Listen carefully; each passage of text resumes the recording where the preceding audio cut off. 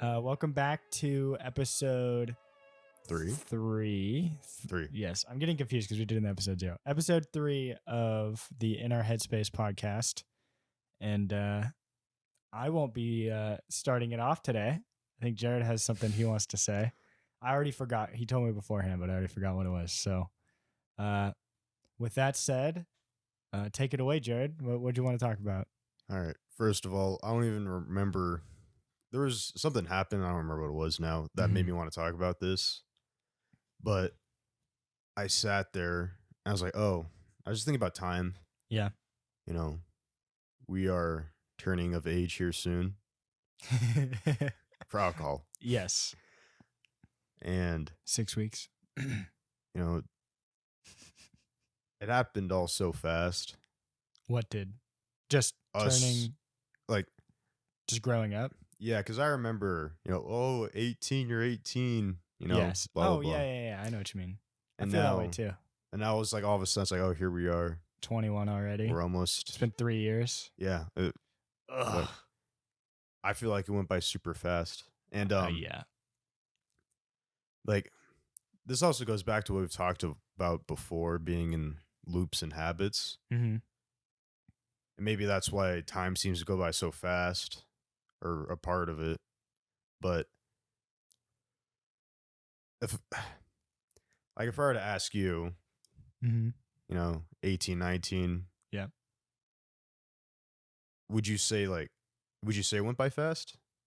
Yes. For me, I'll give 2 answers to that. So first one is yes. It feels like I just graduated high school and I just turned 18, but it's been 3 years. Yeah. Secondly, if you were to ask me when I was 18, if it was going to be a short time before 21, no. Because at the time I was like, I'm 18. I've still got 21 to go, and that's not for another 3 years. Yeah. Ugh. And here we are 3 years later, like, oh, geez. So, and you can continue your thought, but I will say I do have one other thought on why that happens, but Okay. that's kind of a tangent. So continue what you were saying. Yeah. And so, because I was sitting there, this is, I think, February. Mm-hmm. I had a dream where I was all of a sudden turning 21, even though literally last month in February, that's when I turned 20. Right, like a month after you just. And so turned it's 20. basically a year from now, from that time in February. It's like I got a long time to go until I turn 21. But then I had this dream where I all of a sudden turned 21. I was like, well, what the hell happened? Right. It literally that year just went by. It almost literally felt like a year of my life was just taken away from me. That's scary. Yeah. And it was scary because I was thinking, I was like, wait, in that dream, I was literally thinking, what did I do with my life during that year that went by so fast? That's how I felt in 2019, actually. Yeah. I felt it on a micro level in 2018 when I was at that warehouse job. And 6 months went by and I was like, whoa, it's been 6 months. Like, what have I been doing? Literally, I'd been doing nothing but waking up, going to work, coming home, sleeping, and then eating when I needed to. And that was it for 6 months. But then 2019 specifically was like the beginning of 2019. And it hit me that I was coming up on a year out of high school and I still hadn't gotten close to what I was wanting to do. And it's funny because I ended up getting my job as a video editor, I think exactly 1 year from graduating. Okay. It was June 3rd, and we graduated June 2nd. So, our graduation celebration thing. So, that was pretty cool. But anyways, yeah, it was that exact. And I talked about this before, and I think it was episode 1 or 2, where I was like, I almost gave up on trying to go the route I was going, and I was starting to be skeptical of my decision to not go to college. But then, and that was in April of 2019. Yes. So we graduated 2018. went all the way through to 2019, and then 4 months into 2019, I was still like, it's not working, and I was like getting so frustrated, and then it hit me, and now it's like, yes, time is flying, but in a good way. Like I can look back on the rest of that year and most of this year and be like, aside from the pandemic, I can be like, man, this has been like a very eventful, fulfilling year. Because in 2019, after I got that job, I took a trip to Vegas. I took a trip to Salt Lake. I took a trip to Nashville. I went on three business trips, I guess you could call them. And then I also did like multiple events and stuff like that, where it felt like I was actually doing something. And then, so the time did fly, but it's because I was so busy. And I was also doing that YouTube stuff with Cameron, which made me feel like pretty good. And I was like, anyways, I was moving towards, but I think the main thing that was in my way at that time was my living situation wasn't optimal. I was super stressed about it all the time. It's like a shit job. Yeah. Well, yeah. Well, before that, but I'm talking about like while I was like feeling good. Okay. But anyways, yeah, I think it's interesting that there's two different ways that time can fly, and it can fly in like a really scary, like time's going too fast way, or it can be like a, wow, I've been so busy that this much time has passed, and like it feels good that I'm making so much progress. But it can still be scary, but I think as a young adult, it's less scary than it would be if I'm like towards the higher end, like whenever I do end up getting kids, that's gonna put even just my niece, blowing my mind that she's gonna be turning 4 days before I turn 21. Like I obviously it's only been 4 years, but I vividly remember like the night she came home from the hospital, and like I contributed to like her first, like raising her in her first year of life, and like we've been super close. And then I was with her last night at the like with my parents and everything at the races. And it was like now she's talking in full sentences, and like because your brother's close to the same age, your youngest. Yeah. So it's like it's just weird that they're becoming like they're even going through the toddler stage so fast of just like I was in high school. I remember it was 2016, just turned 17 years old, and like things were so different. And that was before like I felt like I started going on a good track, because that was junior year.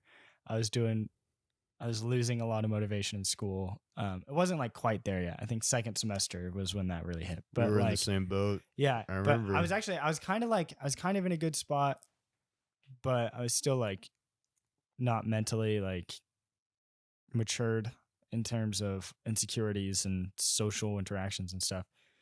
But then like the rest, like the second half of that year, or I guess the beginning half of 2018 or 2017, sorry.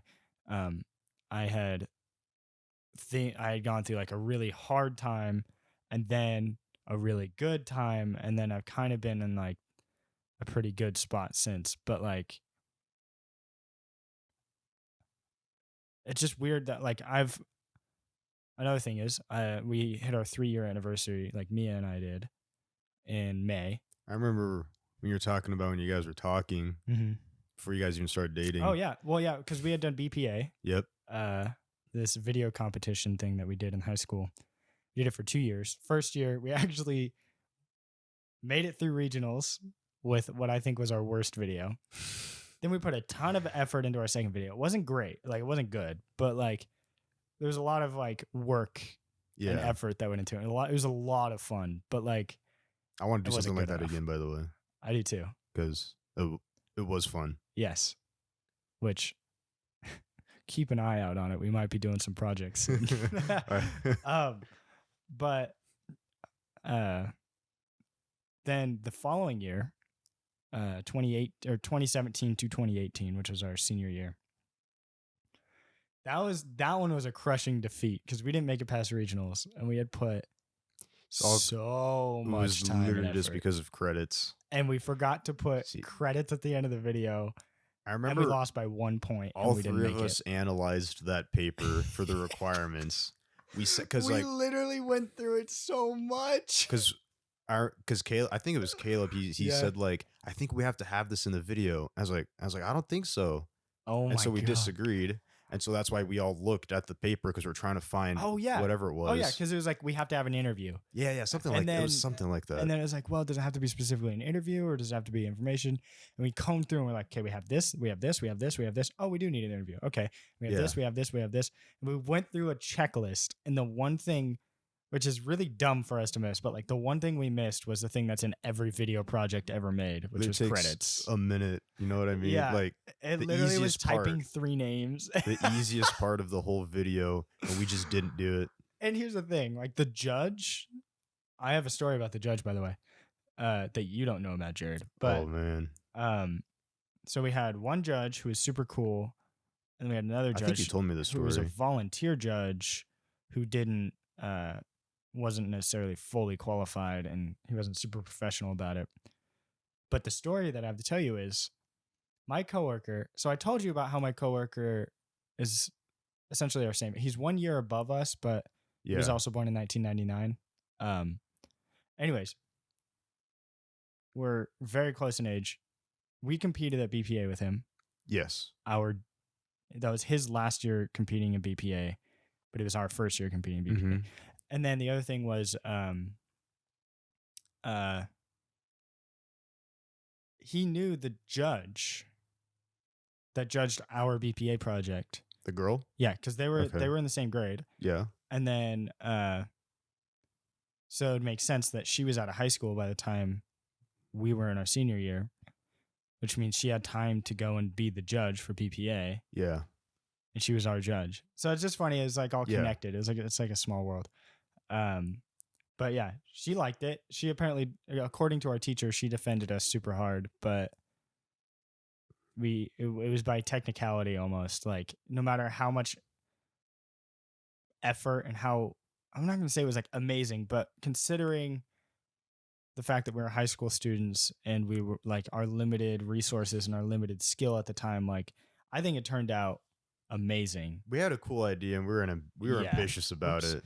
And we certainly tried. Yeah, for sure. And someone else who was less ambitious about it, I think, in my opinion, made it through. But I think we did have one thing that was good is like our friends won broadcasting pretty freaking hard that year. Nationals. Yeah, they won nationals.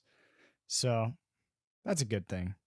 Could have been us. It's not about us. It's not always about us. But like, it does suck when you put so much time and effort and like you're super passionate about this thing and then you lose due to a technicality and it's like, that was hard to swallow in the moment. That's for sure.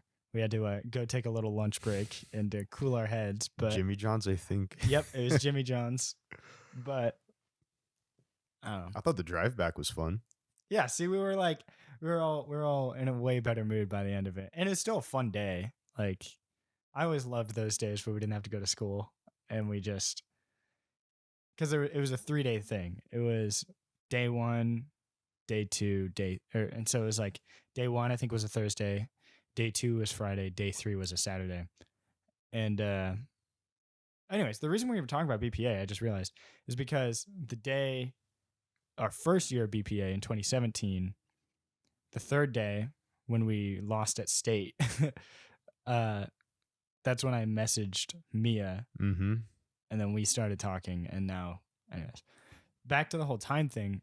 What I was gonna say about the reason we feel the passage of time is so weird is because when you're young, a month feels like an eternity. Yeah, a week even feels super long. But as you get older, days feel shorter, weeks feel shorter, months feel shorter, and eventually years. And I think the reason is because it's all a scaling of perception where you've experienced so many days in your life by that point that you're like, it's nothing. It's like the exact, like, everybody knows the transition from working part-time to full-time. When you first work full-time, it feels like forever. And then, like, then you work full-time for like a month or two and you're like, oh, okay, this isn't very long at all, because you're so used to it. But going from only ever working part-time to working full-time is a really hard transition. And I think that's a very scaled down, like, simplified version of how we, by the time you're 16, here's something. So 4 years, it's been 4 years since my niece was born. I'll use that example because I was just talking about it. When I was 16, 4 years was a long time, because 4 years is 1/4 of my entire life. Yeah. And 4 years still is a long time, but like, the feeling of it, like, from my transition from 12 to 16 was so jam packed full of puberty and life experiences and all that at the time 4 years felt like a really, really long time. But now 4 more years have passed. It's now been 8 years since I was 12. And yes, a lot has happened, but like, it kind of starts to stretch out, and less development time goes between when I was 16 and 20. Yes, there was a ton of development time. There's a ton of like transition into adulthood, but like, it felt a lot less crammed in because there's a lot, I don't know, it's a lot more spread out. Yeah.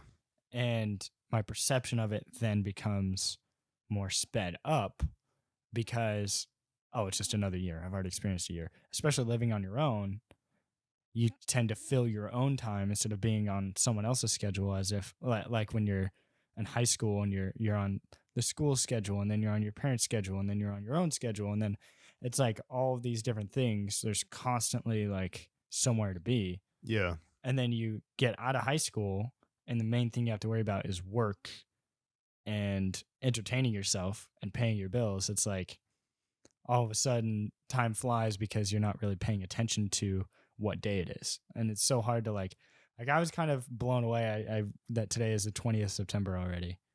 Yeah. Which, okay, I guess that's a behind the scenes of when we're recording this. But it's just funny that you can lose track of time if you look away from it for a second. And my dad had described it to me like,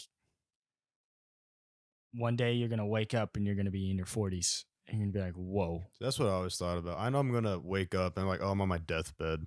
Yeah. That's how I always view it. I'm like, I'm going to wake up and be like, oh, shit, I'm almost dead now. And it's like, yes, I definitely agree with like, live your life to the fullest. But that doesn't always translate the same for everybody. That doesn't mean travel the world and go to all these places and do all these things. It's just, and I said this before, and I know I kind of say it a lot, but like, the intent, live with intent, do everything you do for a reason. And that's all you got to do to live your life to the fullest. Like, if you know why you're doing something, then you're doing it for a reason, which means you're getting what you can out of your life. And everyone's in certain specific circumstances to where they can't always fall into that category of making the, like, living your life to the fullest and having all these great experiences. Because for me personally, yes, I want to travel the world, but I don't necessarily want to go travel for months at a time. I'd want to go to like one place at a time and then have breaks in between it. Maybe that's just because I'm way more introverted, and it makes me, I guess it drains my energy more to be away from home and be away from like my more comfort environment, where other people can be energized by it and be like, oh, it's so exciting and new experiences, and I'm seeing all these amazing things. And the thing is, I really want to, because I'm so interested in world history as far as like ancient civilizations go. And it would be super cool for me to go and visit Greece, or we should go to South America. Or South America, yeah. Let's go look at the Aztec temples or Mayan temples. I want to, but it's also kind of sketchy down there. That's all right. In certain areas, I guess. But I think there's also that like cautious side of my brain. I'm super cautious about a lot of things. So I think like worst case scenario, I'm like, oh, well, you're in another country. Someone screws you over. You're just stuck there. And you can't get back to America. So, like, that's one thing that also scares me. yeah. I wouldn't mind going to Singapore. It's considered like one of the safest countries in the world. Mm-hmm. It's really nice over there. Right. But what's scary about it is how like their law system works. Oh. It's very like here in America, you have like your right to a jury, you have your right to time in court. Mm-hmm. In Singapore, they have it way different where it's very like, it's not, I don't know if you'd call it a dictatorship, but it's like, I think it was like 99% of like the court cases that they have, the person's like always guilty. Oh God. And like there was an example, a teenager in Ohio, I think it was 1990. He was visiting his dad because his dad was in Singapore. His dad was on a business trip in Singapore, so his son went to visit him. And the kid was just walking around or something, and he all of a sudden got framed for graffiti. And in Singapore, that's punishable. That's punishment by caning. Oh, and what is caning? Like being beat? So having a martial artist whip you with a bamboo sword. Oh, and I didn't know this. So 5 slashings is your death. So if you get 5 slashes, you die. Like just the back. Yeah. You just straight up die. You die. And so the kid received 3 slashes for graffiti. And so he came back to the US deformed. Really? Yes. Oh my. Oh, because again, think about the severity. Like 5 slashes is death. So he got 3 slashes. And how does it kill you just because it severs your... I have no clue why it kills you. Weird. That's what a teacher told me. That's freaky. And so, he came back and his mom saw him like that. And she's like, what the fuck? Oh, hold on. Maybe this is an American kid. This is a guy who went to Singapore. He went to Singapore because he went to visit his dad. His dad was on a business trip to Singapore. God. So when he came back home and his mom tried to sue Singapore. You can't, but it's legal in their country. And so the way they responded with was, we don't care. Yeah. Because the whole point, the reason why it's so safe and clean there is because they're super strict. Is because of the punishments. Right. So he didn't even. It's led by They fear. found out later that he didn't even do it. He was innocent. He didn't even do anything wrong. He's just wrong place, wrong time. Yeah.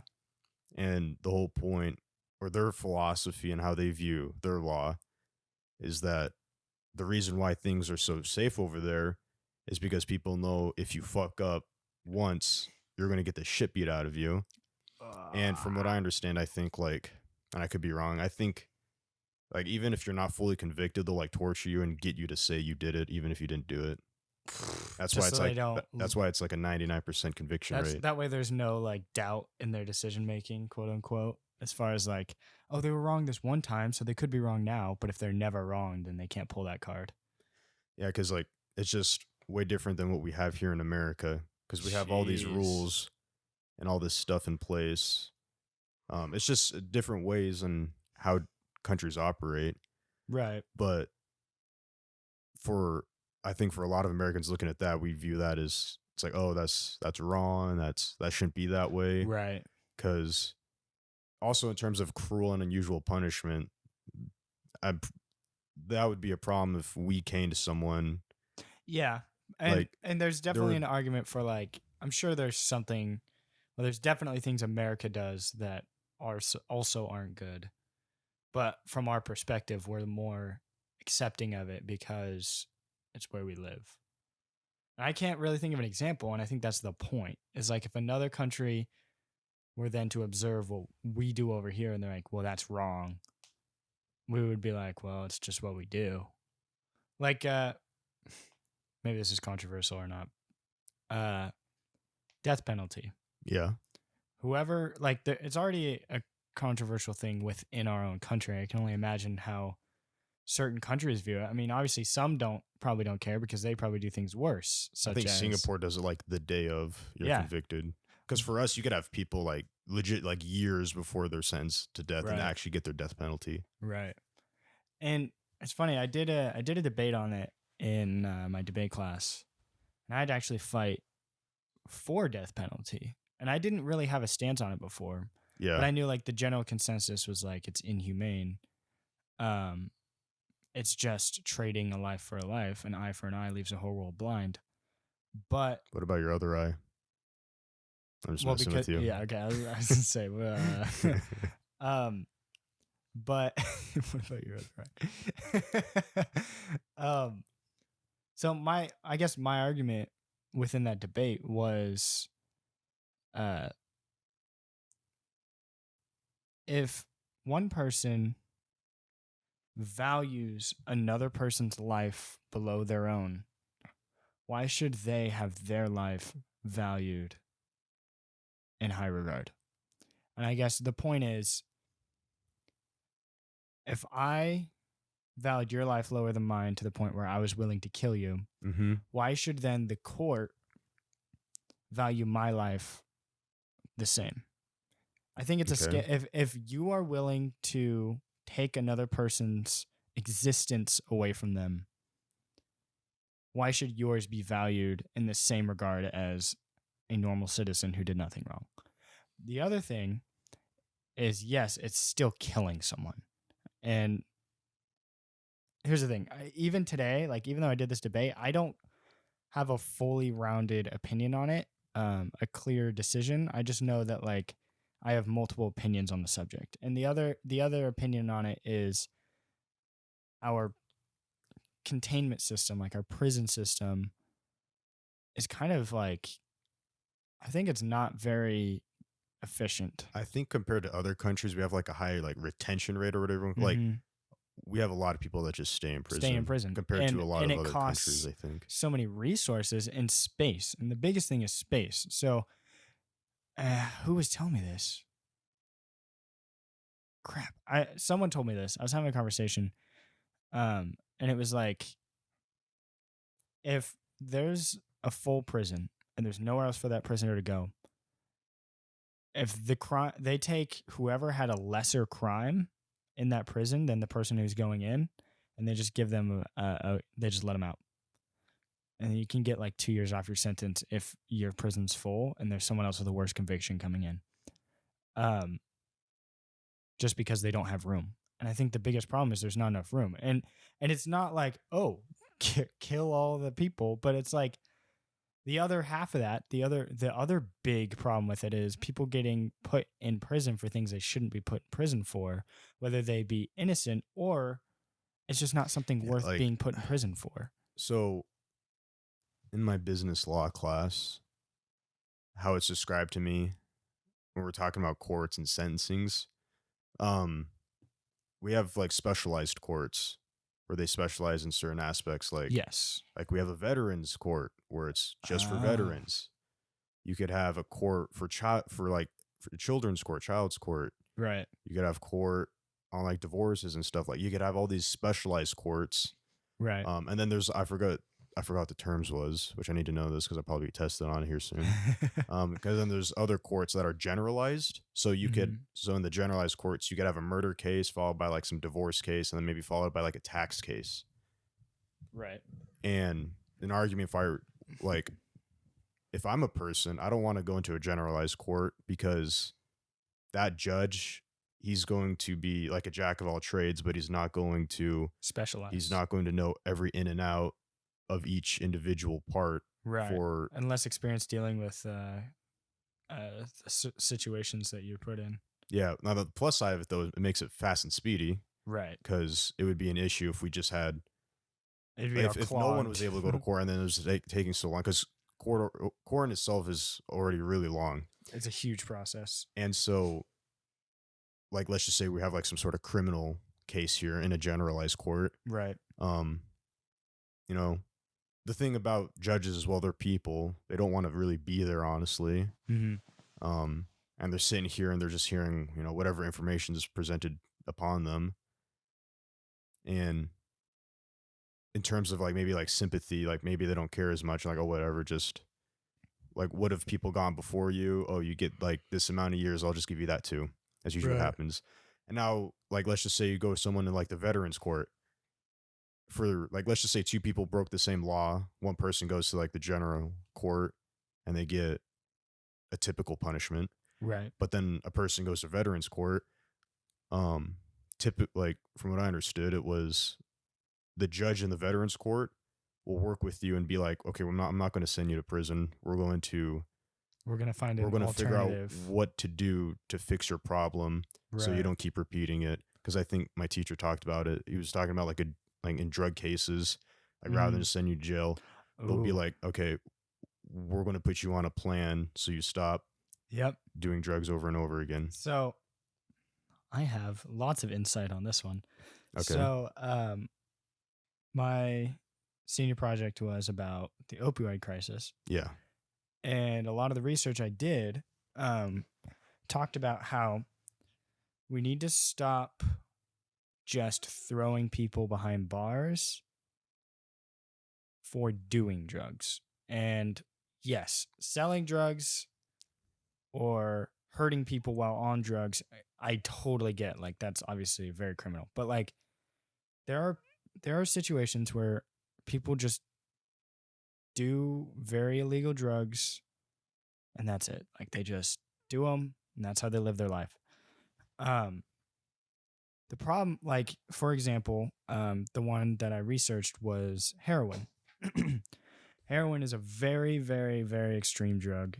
And it is one of the hardest things to shake addiction of.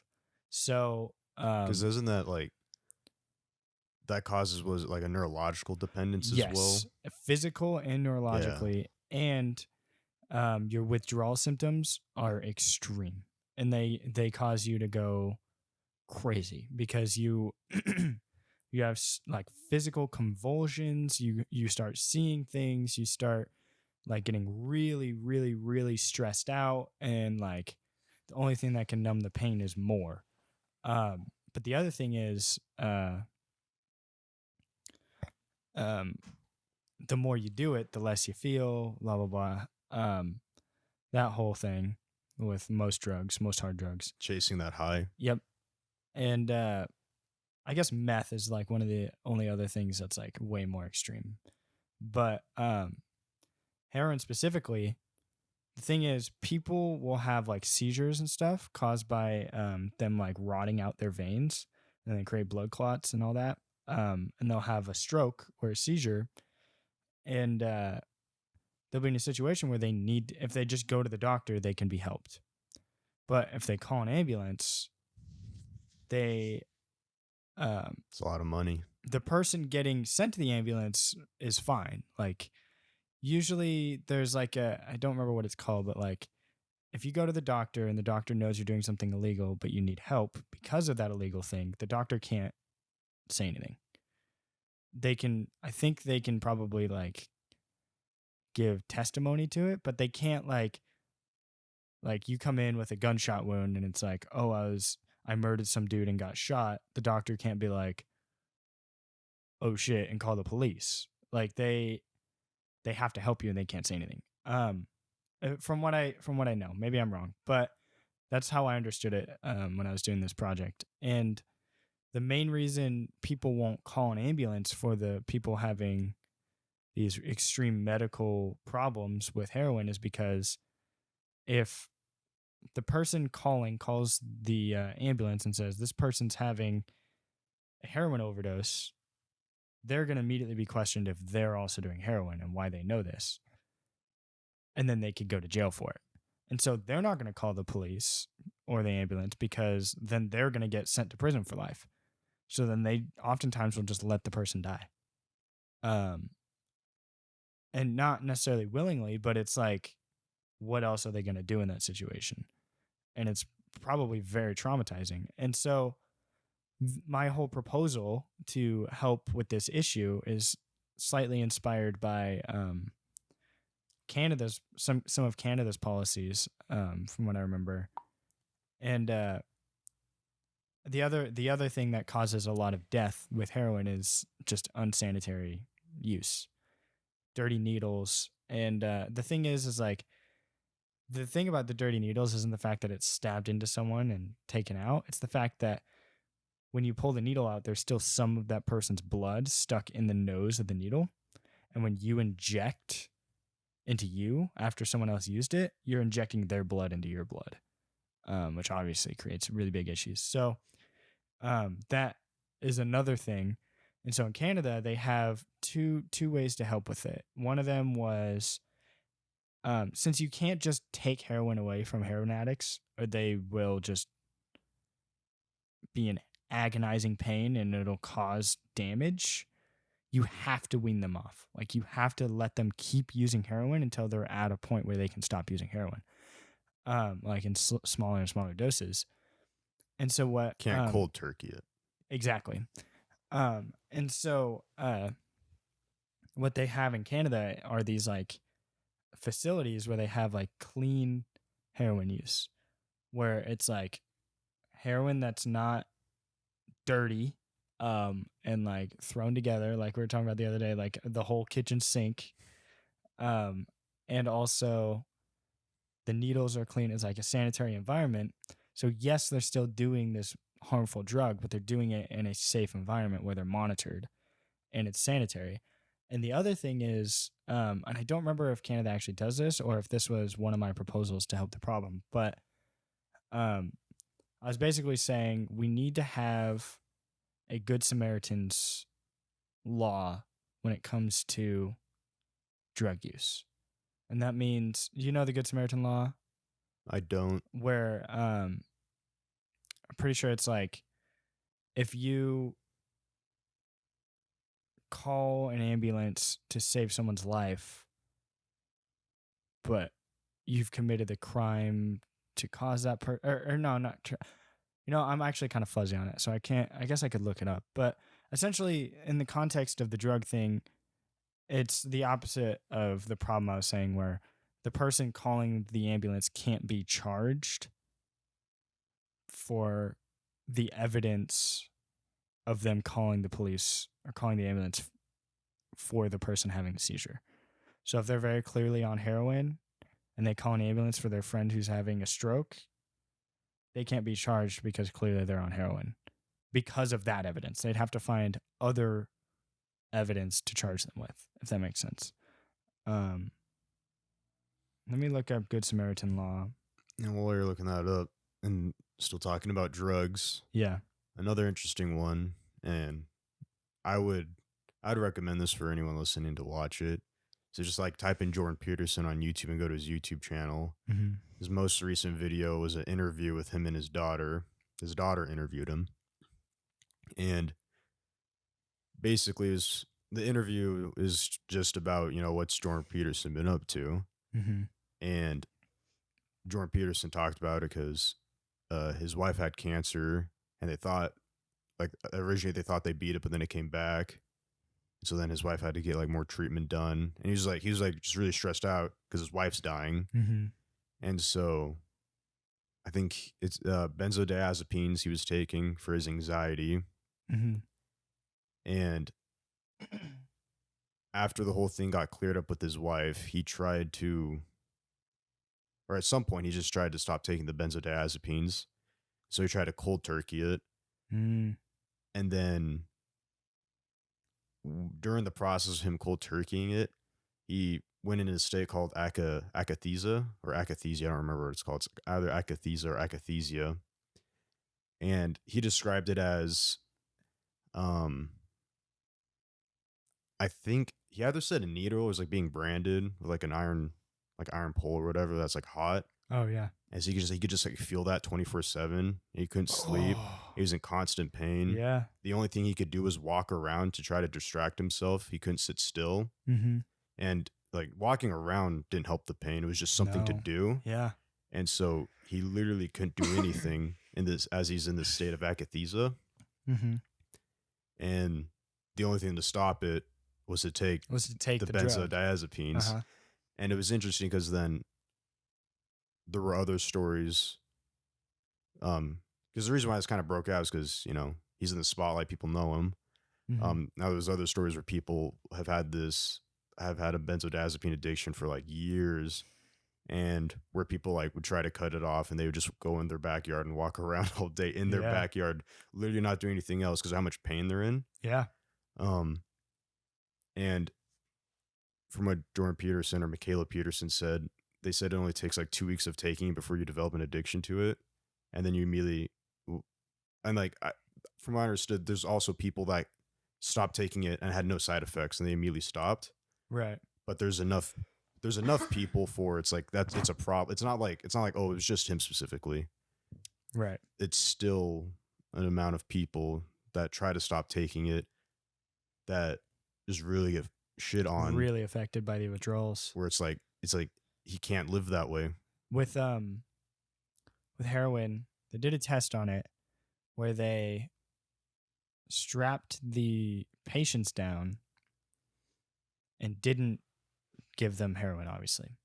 And then I think it was after like 4 hours, they started like getting withdrawals and like convulsing and having like muscle spasms and like couldn't stop like trying to pull out of the restraints and like shaking. And it got to the point where like some of them couldn't breathe. And like some people actually had, I don't remember what it was, whether it was like a stroke or an aneurysm or something. They died due to the amount of stress on their body because they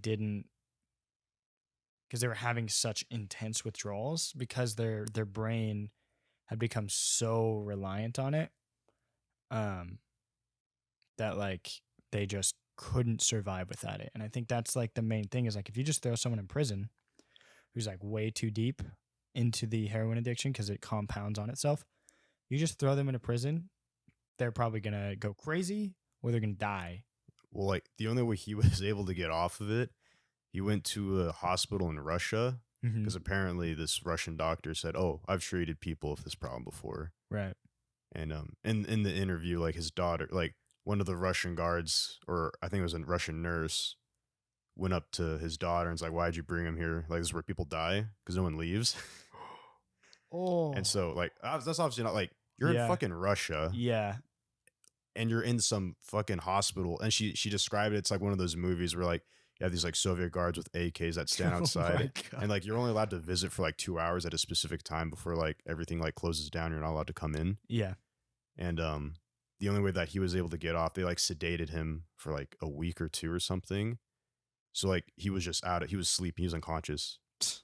That was how they got him off of it. They sedated him. Yeah. So his mind couldn't. Anyways, especially you said it was for his anxiety. Yeah, it was for his anxiety because his wife was dying. Oh man, from cancer. And this is Jordan Peterson, the guy that you would never think, considering how calm he feels.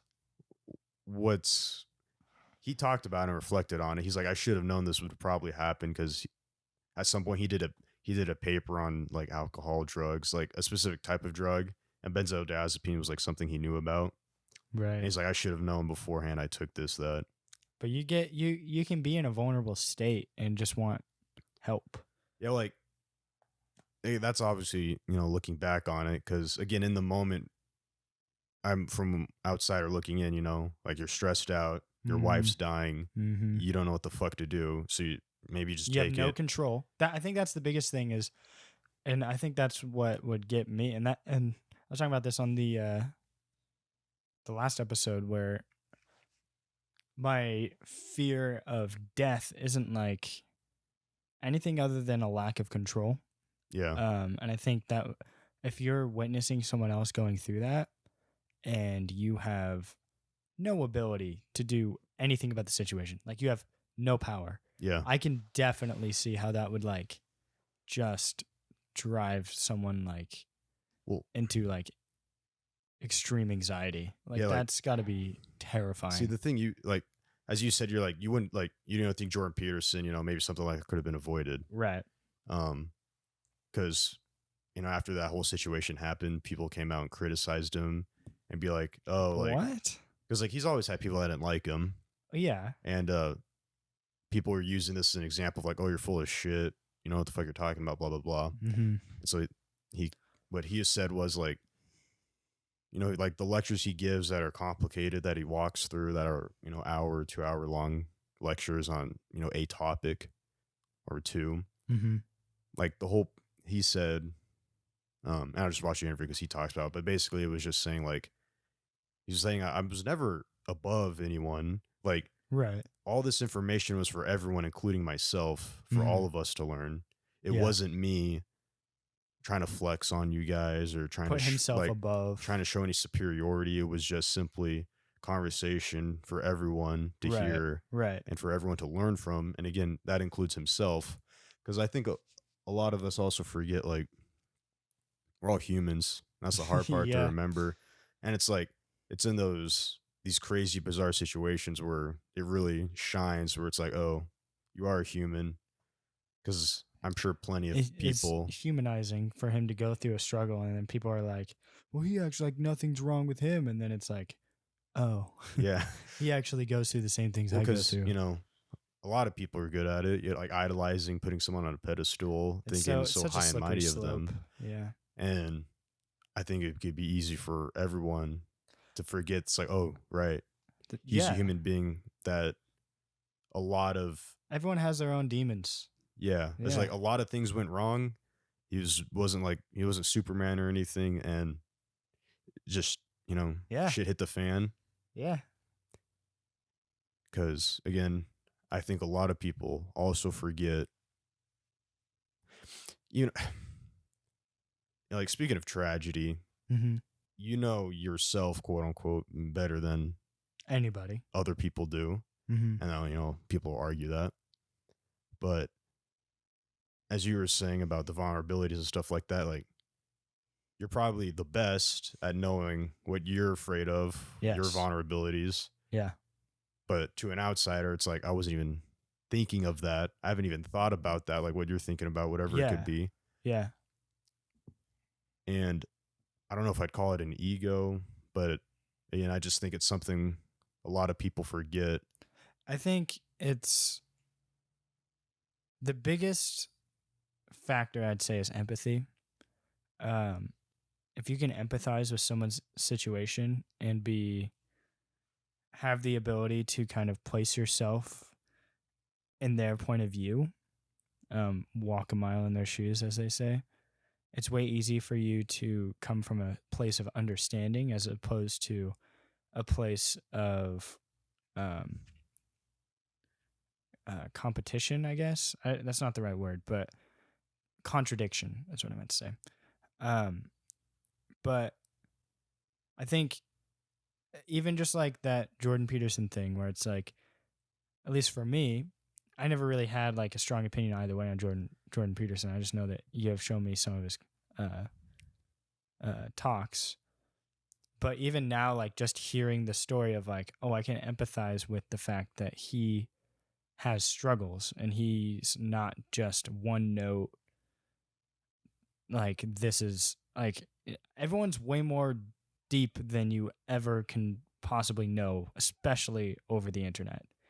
And this kind of relates back to what we were talking about in that society episode of people are so like disconnected from their own emotion, from their own sense of empathy, that they can't bring themselves to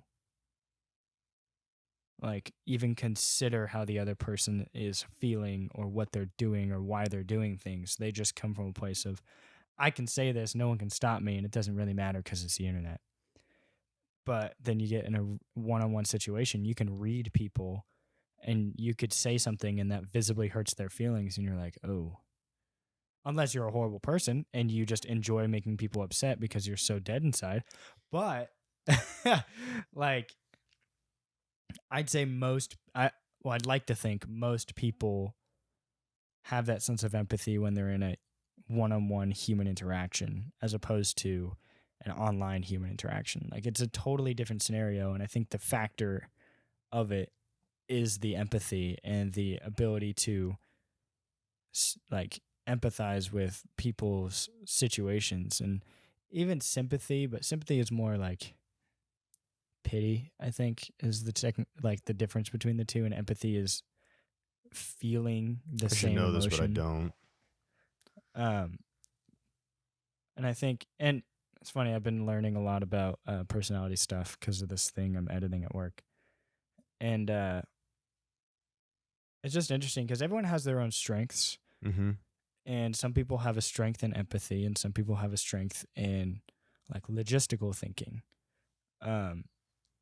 And a good tell is if someone, say, watches a movie and there's two people in a room and one of them starts crying at an emotional scene in the movie and the other one doesn't, but the one who doesn't still understands and recognizes and feels the emotion, but they don't have as strong of a connection to, like, the person who is crying probably has something they're relating it to.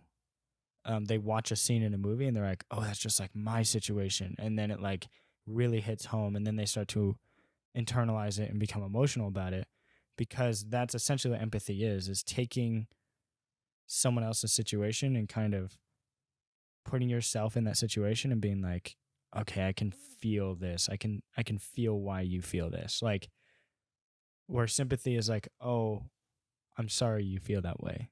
Like, and maybe that's not entirely accurate in the sympathy side, but I just feel like when you can empathize with someone's story or a hardship that they're going through, it's so much easier to be like, okay, I'm okay to excuse something I don't like about you, because there's at least some common ground we have, which is our human emotion. Yeah, well,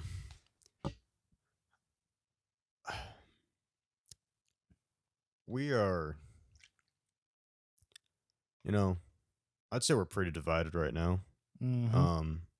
In America, Very much, I'd say. maybe we've been this divided before. I don't know, because we're kind of just coming into this whole social consciousness as we get older. yeah, like in high school, middle school, I'm not looking at the news, being like, oh, how's it going? Like, Yeah. analyzing how everyone's interacting. Right. But now, looking at it, this is going back to your empathizing. Mm-hmm. And Charles Bukowski, in one of his poems, he talked about, like, he's like, oh, people who preach religion need religion the most. People who preach this need that the most, was the whole concept. Yep. And I've seen people both online and in videos through like Reddit or YouTube where they're empathizing about one side. And then as soon as the other side is introduced, they light them the fuck up and treat them like complete dog shit. Yeah. And it just reminds me of Bukowski. It's like, oh, like how ironic that this person is preaching about all this stuff, but they don't practice what they preach. That and then like you can literally see it happen in front of me, where it's like the switch immediately turns, and they went from empathizing and all this other stuff, do a complete 180, and do the exact opposite of what they were just talking about. And so it just reminds me of, again, Bukowski being like, oh, people who preach religion, they need it the most. People who preach this, they need it the most. Right. And it's hard, but when you're in a position of influence or leadership, you have to lead by example. You have to do the thing you're telling other people to do, or they're not going to believe in it. They're not going to believe that this thing should be done if the person telling them to do it doesn't even do it. He's like, see, then I think we get into this gray area, like Singapore. Are they wrong for caning and leaving people deformed? If it works. It's like, yeah. Like, and that, okay, to be clear, I don't agree with beating other people, but I don't either. But the thing is like, the whole point is, the whole discussion is like, if people, because everyone's like, don't lead by fear, don't control with fear. But then the counter argument is, well, fear works. But then it's like, then you're not living your life properly. You're living in a life of fear. You're not living in a life of happiness, I guess, or anything. So it's hard because humans are innately self-driven and selfish, and that's for a reason. It's for survival. Well, it's interesting because like the whole Stanford prison experiment, which I kind of wish went longer to see more what would have happened. But do you know what that is? Sounds familiar, but I don't know. So basically, in Stanford, they got a bunch of students and they just role played as, you know, like 50% were prisoners and 50% were like the prison guards. Okay. Something like that. I don't know the exact numbers, but that was the gist of it. And the students that became prison guards basically like started immediately abusing their power. Oh, and started treating the prisoners shitty. Yeah. And so then, like, I think, like, the experiment was supposed to last, like, for quite a while, but they cut it so short because they're like, oh, like, this is not working. like, well, because they were just concerned of, like, the ethical reasons. They're like, this is unethical. They're being treated like shit. We have to stop it right now. Especially so they stopped it immediately. And that's one critique with people that make about the Stanford prison experiment is how unethical it was. Because again, from I think we talked about this at some point, like human experimentation. Yep, we talked about it a while ago. That's first episode. Where experimenting with humans is a very touchy subject. Yep. And so, like, because that wasn't even drugs or anything. This was like a social thing. Right. This was a social experiment that was considered unethical, and so they stopped it. I wish they went longer, honestly, even though it was fucked up, because it was the importance of these people with power immediately gravitated towards abusing it. Like instantly. And I was like, that's very interesting. Humans. Okay. Well, that's funny because history does not lie. And every single example in history shows that humans are just driven by power. Yeah, like, it also seems the easy thing. Like, you have this power, and I would think, like, oh, thank you, Siri. I think it's easier. It certainly requires less willpower to not abuse your power, I think is the right way to put it. It's like eating candy or eating like your favorite food. Like, it'd be easier to eat it than to not do it. And so I would think when you're in a position of power, like, oh, I could do this right now, and that's what you want to do. And it's like, why do you want to do it? I don't fucking know why you want to do it. But yeah, when you want to do something, it's obviously quote unquote harder to not do it. If you guys want to understand why Star Wars is such an important cultural milestone, there's literally a exchange of words that is you don't understand the true power that you could achieve using the dark side of the Force. And then whoever was the light side person was like, I'm more powerful than you will ever be because I can resist that temptation. Yeah, and see, again, I told you that, like, during my communications class, I was so close to doing about Star Wars, because you can make Star Wars so philosophical. It's true about the light and the dark, because it's based in the battle of good and evil. Yeah, which again, it's a lot of good stuff, as you were saying. And they as of recent times, they're delving into the gray area where it's like maybe it's not so clear cut, black and white, good versus evil. It's pretty good. See, I would love a Star Wars series book, not a book or comic, because I never fucking read those. Same. Maybe game. So like basically game or movie or series. But I just think it'd be cool if they could have like a good dark side user from his perspective. A sympathetic view. Yeah, well, like, or empathetic. Well, no, that'd be sympathy. Yeah, like, and I'm saying dark side users because, like, usually, like, it's always from I don't even the light side. Well, are all Sith bad? Because I don't know if all Sith are quote unquote bad. There's Sith and there's dark side users, and there's a difference because the Sith are part of this cult, and they're essentially nothing but evil. But Darth Maul started as a Sith, but then he wasn't a Sith Lord. He was just an assassin. And so by the time in Rebels, right before A New Hope, he's not a Sith. He's just a dark side user filled with vengeance. Yeah. Well, I actually got confused. Like, I meant to say difference between Sith and Darth. Darth is just a title. Yeah, because I don't think all people that had Darth were necessarily bad. No. Because no, Darth Maul, for the exact example I was just saying. Yeah. Well, like also like because in the comics, I think he was a Darth. He might not have Momin. Do you remember Momin? Yeah. The one with the helmet. Yep. Who was saying like Vader was wrong. Yeah. And how he's trying to command the dark side. He said that was wrong. Yeah. Which I like like the Force to his will. Yeah. Yeah. Welcome to the Star Wars podcast.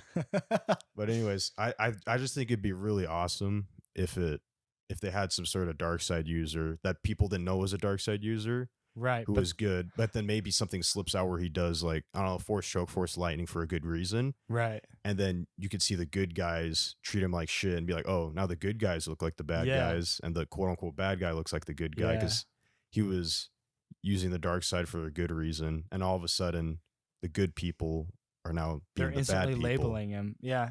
And I think that would be a really interesting, which is why I think we're moving more towards that. I hope the next era is kind of like more explorative in the in-between areas because we're already kind of moving that way. Just like, and that's why I think the confrontation between Ahsoka and Darth Maul in the last season of the Clone Wars is like interesting because Ahsoka was an ex-Jedi. Yeah. Darth Maul was an ex-Sith, yep. And they're kind of just both in this weird middle ground where one lead more towards justice and the other lead more towards vengeance. Both were kicked out of their order. Yes. See? Oh, yeah, they even they said that. They were both literally exiled from their order. I guess they actually, one was going to be in prison and one was going to be killed. So true. Well, here, we'll move back on. Well, I guess we're kind of reaching the end of the episode anyways. But I was going to mesh it in with like, with order and chaos. Yeah. So you could view either one as the good. Like, for example, you could view the light side as order, the extreme side being order, and then the extreme side of the dark being chaos. And when you inherently hear that, you'd be like, oh, chaos is bad, order is good. Right. I don't think that's always necessarily the case because then you could get instances like, so it's like, oh, order is good. It's like, well, what happens when you have too much order? It's like, is that when corruption starts to settle in? Very much. And everything gets too much power. Yeah. If everything gets so orderly, you could have one person in that hierarchy immediately abuse the power. Pulling the strings. Because then we could go back to the Stanford prison experiment. You could give someone so little power in a social experiment. It's like, oh yeah, I'm going to abuse that. I'm going to abuse this power you gave me in a social experiment. You see it in day-to-day life. People who have a power complex becoming managers or bosses at just like small franchise restaurants or stores, and they're instantly like, man, you're gonna do this because I said so, and that's why. Yeah, because we could dive into so much more as well, because we could also talk about because like it's easy to look at a shit person and be like, oh man, that person's so shitty, and hate on them. Right. This goes back to being our human talk. The easy versus you could have also been them is also the thing, because Jordan Peterson talks about it, like if let's just say the whole town of Boise, let's say all these people grew up in Nazi Germany, there's a good chance majority of the population would have been Nazis growing up in those conditions. Interesting. Yeah. We believing that Jews really are bad people. Right. Like just because that's the societal norm. The other thing is that kind of ties back to it's easy to eat the piece of candy than to oppose the piece of candy. You could even say that for people who perceive themselves as the good people and labeling the bad people. You know what's hard to do as a good person? Empathize with a bad person. Yep. And forgive them. Now, one disclaimer here. There are very clearly evil people who don't deserve forgiveness. But if you're in a situation where like you just got to be able to tap into that. And then if you really tap into it and be like, it's impossible for me to empathize with this person, then you know. But like it's different than just like, oh, I heard you did this thing, you're bad. That's like anyways, that's its own whole discussion. But yeah, that's why I was like, I was wanting to refrain from it, going order to chaos, and then talking about growing up in conditions and turning into that. But I was just like, I'll just throw it in there real quick. And who knows? Maybe we could elaborate on more. But every time we say we're going to talk about one topic, we're not even close to it by the end. So that's all right. Maybe But anyways, I think that was pretty good. I don't know specifically how long it's been. I don't either. I think it's been an hour because I think we started around this time an hour ago. I don't even know when I got here. Anyways, do you have anything else to add before we go? I don't. Okay. Well, we'll see you on the next one. Thanks for listening. Don't forget, we've got all the social medias just in our Headspace podcast. I think Facebook or Twitter, it's IOHS podcast. Same on Instagram. But I think if you just search the name, it's still there. So we pop up on YouTube now. It's true. When you search us on YouTube, we're there. I think it's because we're actually uploading and people are interacting. So anyways, check us out. Support. You can give us suggestions. Still haven't gotten any suggestions yet. But super willing to talk about suggested topics. Just keep it interesting, kind of spice it up. And anyways, thank you for watching, and bye-bye.